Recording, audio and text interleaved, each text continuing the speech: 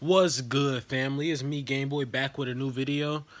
Sorry, it's been a long time. My birthday was on July 1st, and July 1st is also around July 4th. So for the past week, I've been just celebrating. But nonetheless, we back to it. I'm back on the grind, back to giving y'all that knowledge. And with that being said, this is a video on clairvoyance. If you haven't already, go back and watch my video on dreams and scrying because you need to understand those concepts in order to understand what I'm going to be discussing here. But if you all good, then let's get started. The ability to have visions is known as clairvoyance. Scrying relies on help from a shallow dish or candle. Go back and watch my video on scrying if you haven't already.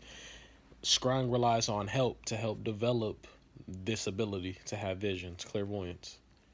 Clairvoyance is a divine gift. It's a means of perceiving the invisible world and making it visible. And as with most gifts, it can be, developed with practice. The mind operates by creating phantasms, sensory copies of its environment. And these phantasms are constructed from three storehouses or three environments. One or three places. Let's say three places. The first place that you build like phantasms is based off of your environment. The second place is based off of your memory. And then the third place is based off of the collective unconscious, the nous. Starting with your environment. For example, if you see an apple, you don't really see, like, let's say it's a red apple. You don't really see like a red apple. What's really happening is light is hitting the apple and then it's bouncing and hitting the retina of your eye, and it's sending an electrical, signal that's telling your brain that this apple is red. So in your mind, you see a red apple. Also, when you touch the apple, if you see that is or feel that it's smooth, you're not really touching the apple. What's happening is your fingertips. It's receptors in there, and it's touching the apple, and the apple being smooth is sending an electrical signal it's sending an electrical signal through your fingers up your arm into your mind, telling you that this apple is smooth. And it's also telling you that it's cold or whatever the case may be. The main thing is that you never really experience the apple. You just experience the sensory perceptions of an apple. Second storehouse, your memory. If I tell you to remember your last birthday or something like that, you'll be able to go back and, you know what I'm saying, you probably hear the sounds of the people around you. You probably see the cake, the candles, whatever. You can go back and actually recall that experience, and you know what I'm saying, it'll be as if you really reliving your birthday. The third storehouse is the nous, and this is what concerns us the most when we start talking about clairvoyance. The first storehouse makes it deals with your environment. The second storehouse deals with your psyche. The third one deals with the the collective unconscious. We learn to have clairvoyant images the same way we learn to do anything else, which is by practice. If you want to know how to develop your clairvoyance, here's how.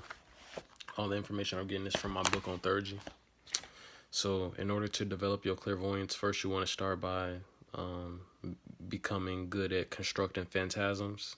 Go look at my video, Intro to Theurgy, Real Practical Magic. I said that phantasms are the sine qua non, something that's absolutely necessary in all forms of practical magic. So start by learning how to create phantasms. After you do that, start practicing constructing phantasms of geometrical shapes and colors. After you get that down, you want to exteriorize or project the phantasm.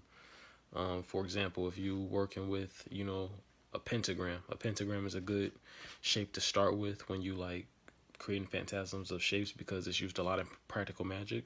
So to exteriorize it, imagine it and try and project it out into the space in front of you.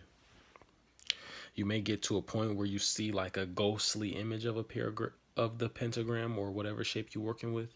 It may look like it's half there, and that means you're on the right track. That's usually all you need in order to do, any effective magic.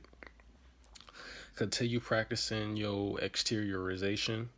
If you have a particular talent for clairvoyance, you may start to see your phantasms as an external image. Next, using a location. Look at next using like a location or whatever. Like basically, you want to look somewhere and ask yourself what you see, and just let the phantasm come, and remember to exteriorize it. And by doing this, you will be, you know what I'm saying, you're going to be making the invisible visible. This is clairvoyance. You might not see anything at first, so a couple good things to try is to close one eye so that the image becomes two-dimensional, and then imagine turning the page and like ask yourself what will be behind it if I could turn the page.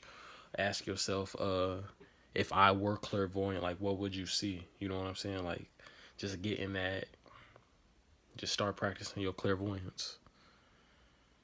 And then the last thing is to don't control your imagination. Just let whatever comes to you come to you.